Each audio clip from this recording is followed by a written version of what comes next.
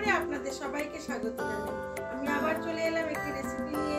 রেসিপিটি দেখুন, দেখে ভালো লাগলে লাইক, শেয়ার, কমেন্ট অবশ্যই করবেন। আজ আমি যে রেসিপিটি বানাবো হয়তো অনেকেই খেয়েছেন, আবার অনেকেই খাননি। তবে যদি না খেয়ে থাকেন একবার অবশ্যই বানাবেন এইভাবে। আজকের রেসিপিটির জন্য আমি আদা কাঁচা লঙ্কা বেটে নিয়েছি, রসুন বেটে নিয়েছি, এখানে মাশরুম আর চিংড়ি মাছ নিয়েছি। চিংড়ি মাছ বেছে নেব আর মাশরুমটাকে ছাড়িয়ে নুন জলে ডুবিয়ে রাখবো। কিভাবে ছাড়াই দেখুন। আপনারা হয়তো অনেকেই এইভাবে ছাড়ান, তবে আমি কিন্তু মাশরুমটা একটু দেখে ভালো করেই ছাড়িয়ে নিই। এর আঁশের মতো পাতলা পাতলা খোসা আছে, এটাকে সাবধানে ছাড়িয়ে নিতে হবে। চলুন মাশরুমটা আর চিংড়ি মাছটা প্রথমে ছাড়িয়ে নিই।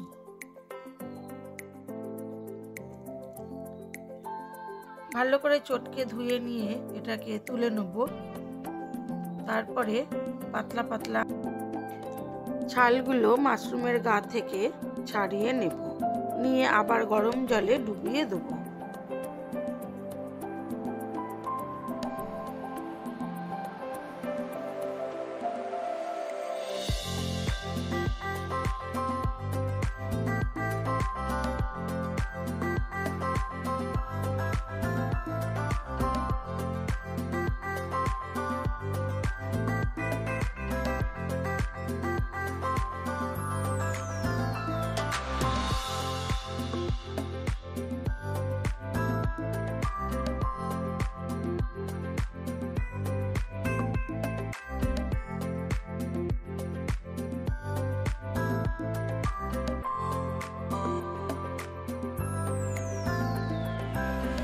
মাশরুমটা দুখাদি করে নিয়ে যে কালো কালো একটু থাকে ওগুলোকে ফুলের মতো ওগুলোকে ফেলে দেবো।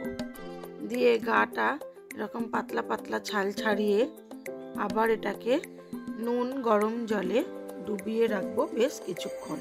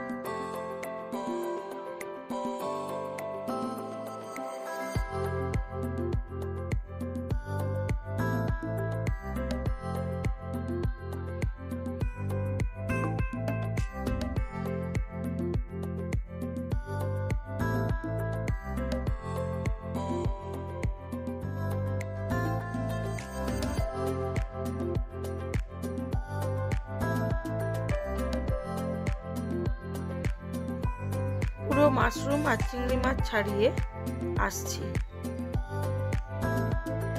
এবারে মাশরুমটা কিভাবে রান্না করছি সেটাই দেখাই। প্রথমে কড়ার মধ্যে দিয়ে দিলাম বেশ কিছুটা পরিমাণ সরষের তেল।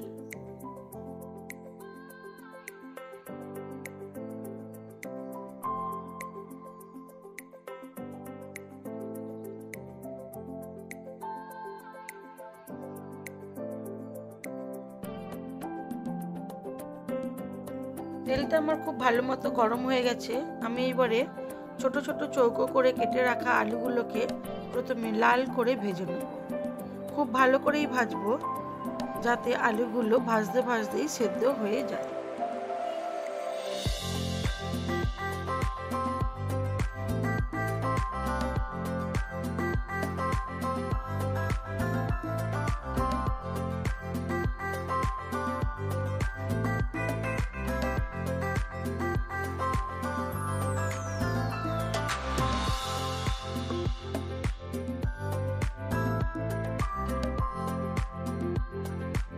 আলুর মধ্যে দিয়ে দিলাম স্বাদ মতো নুন আর পরিমাণ মতো হলুদ গুঁড়ো।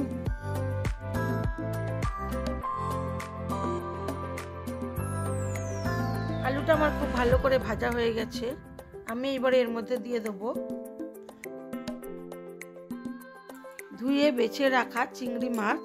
তার মধ্যে নুন আর হলুদ গুঁড়ো মাখিয়ে রেখেছিলাম, সেগুলোকেও আলুর সাথে লাল করে ভেজে নেব।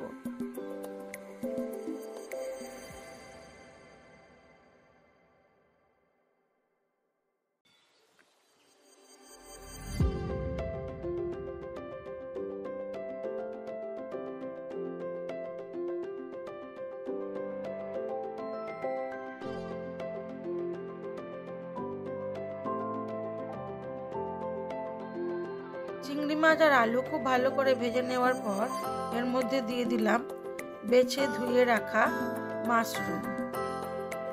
মাশরুমগুলোকে খুব ভালো করে একবার ধোয়ার পরে কেটে নিলাম। কেটে নেওয়ার পরে এটাকে নুন জলে হালকা গরম জলের মধ্যে বেশ কিছুক্ষণ ডুবিয়ে রেখেছিলাম।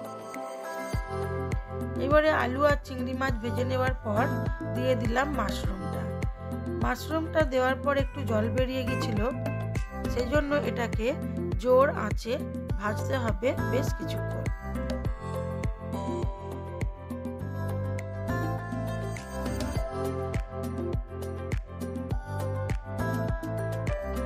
মাশরুম, আলু আর চিংড়ি মাছ ঢেলে রেখেছি। এইবারে কড়ার মধ্যে দিয়ে দেবো আরও কিছুটা পরিমাণ সর্ষের তেল।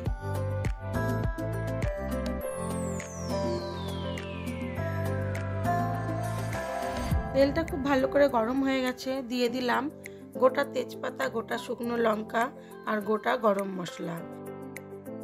ফোড়নটা থেকে ভালো একটা গন্ধ আসলে দিয়ে দিলাম রসুন বাটা। রসুনটাকে একটু নেড়ে চেড়ে নিয়ে তারপরে এর মধ্যে দিয়ে দেবো বেশ অনেকটা পরিমাণ পেঁয়াজ কুচি।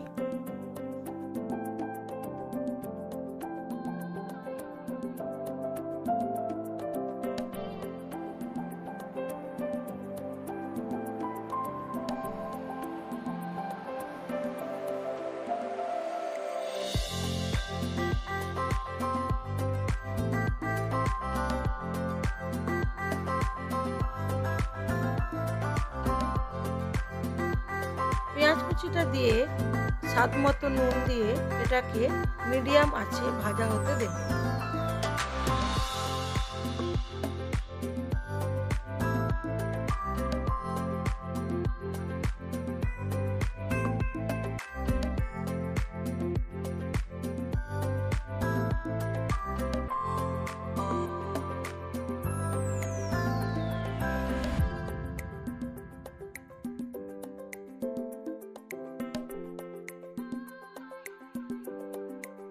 পেঁয়াজের মধ্যে দিয়ে দিলাম পরিমাণ মতো হলুদ গুঁড়ো।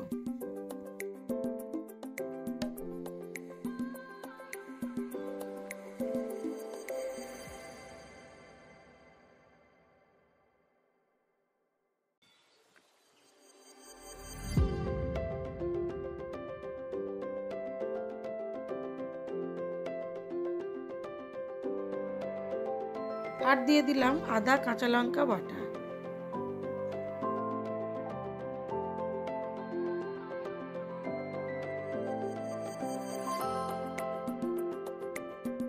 দিয়ে দিলাম পরিমাণ মতো ঝাল লঙ্কার গুঁড়ো আর দিলাম অল্প পরিমাণ চিনি।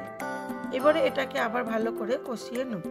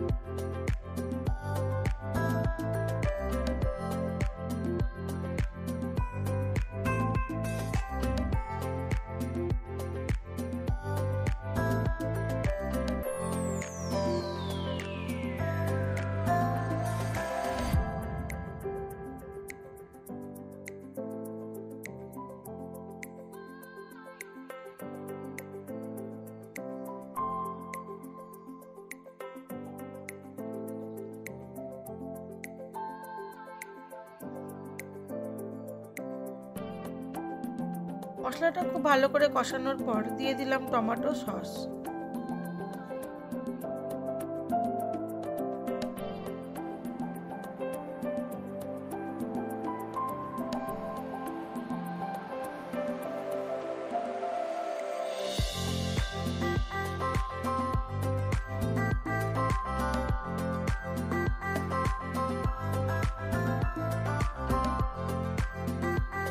ভালো করে মশলাটাকে কষিয়ে নিয়ে গ্রেভি তৈরি করে নেওয়ার পর দিয়ে দিলাম ভেজে রাখা আলু, মাশরুম আর চিংড়ি মাছ।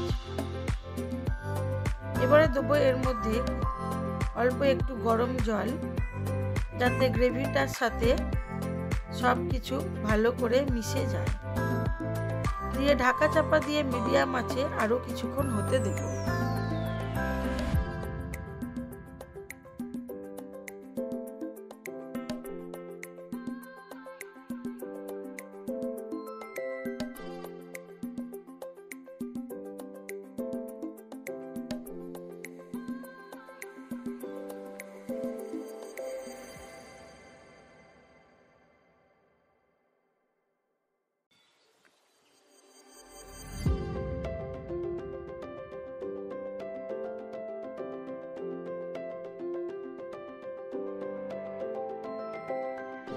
দিয়ে দিলাম 2-3টে কাঁচা লঙ্কা চেরা। এবার এটাকে ঢাকা চাপা দিয়ে বেশ কিছুক্ষণ হতে দেব। হয়ে গেছে আমার চিংড়ি মাছ ও মাশরুম দিয়ে তরকারি। এটা খেতে খুবই সুন্দর হয়েছিল। যদি না করে থাকেন একবার অবশ্যই করবেন। আমার এই ভিডিওগুলো যদি আপনাদের ভালো লেগে থাকে তাহলে লাইক, শেয়ার, কমেন্ট অবশ্যই করবেন। আর নতুন বন্ধু হয়ে থাকলে একটা সাবস্ক্রাইব করে দেবেন। আমার আজকের লাঞ্চ মেনুতে ছিল সাদা ভাত, লম্বা করে কাটা শসা, ছিল ঘন্ট,